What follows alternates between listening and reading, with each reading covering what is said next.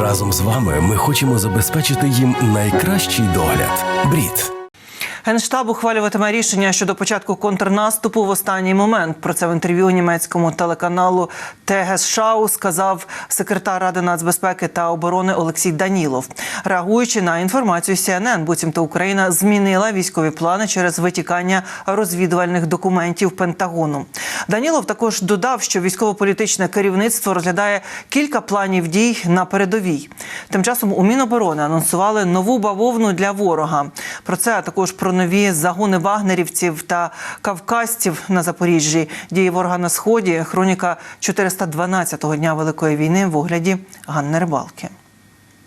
На росіян чекає нова бавовна. У морі міністр оборони Олексій Резніков каже, Росія не знає всіх нюансів затоплення ракетного крейсера «Москва». І завдяки цьому українські військові можуть зробити новий сюрприз для російських кораблів у Чорному морі. Мені дуже хочеться поділитися деталями, з якими я обізнаний, але у нас є домовленість з адміралом Нійшпапою, командуючим нашим українським флотом.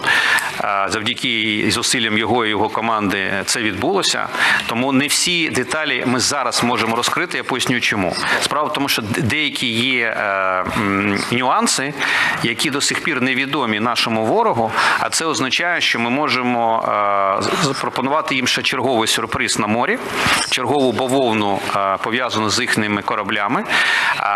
Ми просто чекаємо слушного моменту для того, щоб повторити цю історію. Тим часом свіжоприбулі окупанти стають у чергу, аби бути знищеними ЗСУ. Нова партія російських військових у Запорізькій області. Як повідомляє мер Мелітополя, лави путінських воєнних злочинців у Кирилівці поповнили вагнерівці, а в Токмаку – кавказці. А от у Мелітополі рашисти розселяються по цивільних гуртожитках. Для мешканців окупованого міста посилили фільтрацію. Вони хочуть зробити інвентаризацію всіх тих, хто проживає на тимчасово окупованих територіях, і приєднати їх до свого злочину.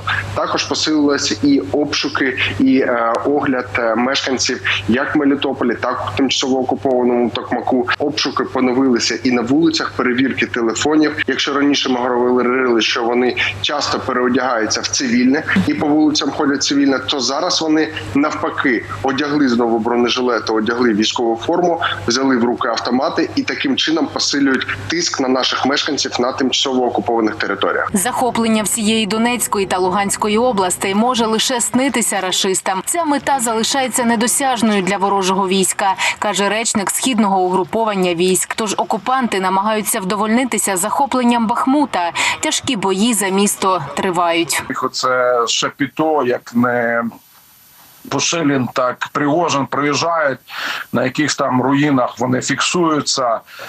Насправді місто не є під контролем окупантів, там вже йдуть жорстокі, дуже вуличні бої, в яких окупант несе просто страшенні втрати.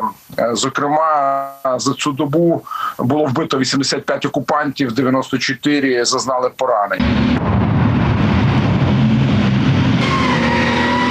Без світла, без води, але з постійними вибухами. Під Бахмутом місто Часів Яр. Квартиру Олени розбомбили росіяни. Жінка мешкає на фермі. Вона і решта тутешніх людей виживають завдяки гуманітарній допомозі, яку привозять волонтери. Со слезами благодарим их. Спасибо огромное. Хлебушек возят, все-таки хоть что-то дают.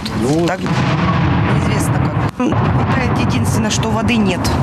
Уже свет, мы уже как-то воды нет. И моющих вот это, ну вот выпросила, дали мне бутылочку. Ну что это бы, я хотела на колхоз взять, конечно, чтобы постираться, помыться. Дождевой водой все делаем. Про більшу активність ворога говорять на Луганщині. Війська загарбника намагаються штурмувати наші позиції. Б'ють з артилерії, атакують авіацією. На Луганщині, конкретно в Кремінських лісах, активність бойових дій посилюється.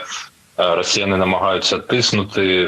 Крім того, активні бойові дії відбуваються в районі Білогорівки. На Херсонщині росіяни бомбардували Береслав. Авіація зруйнувала багато цивільних будинків, деякі розбиті вщент. А в самому Херсоні напередодні Великодня представники так званого православного народу обстріляли з артилерії церкву.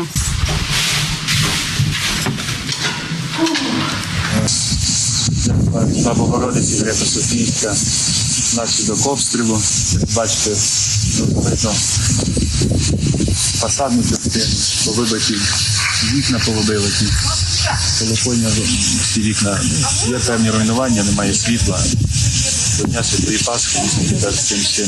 Рік тому, 11 квітня, українці вигнали російські окупаційні війська з Сумської області.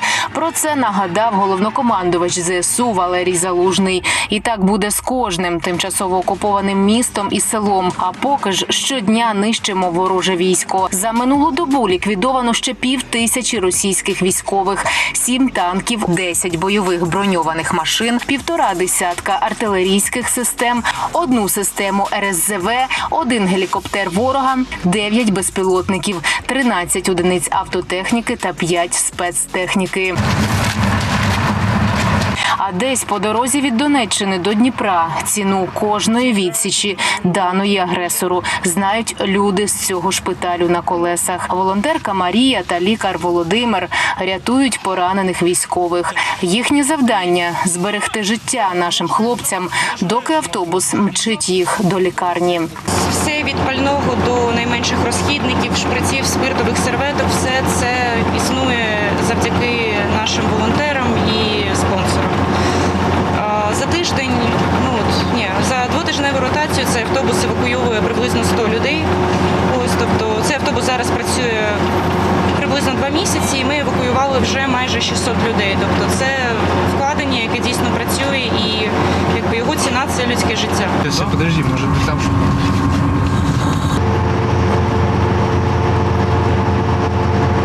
Ганна Рибалка, 5 канал.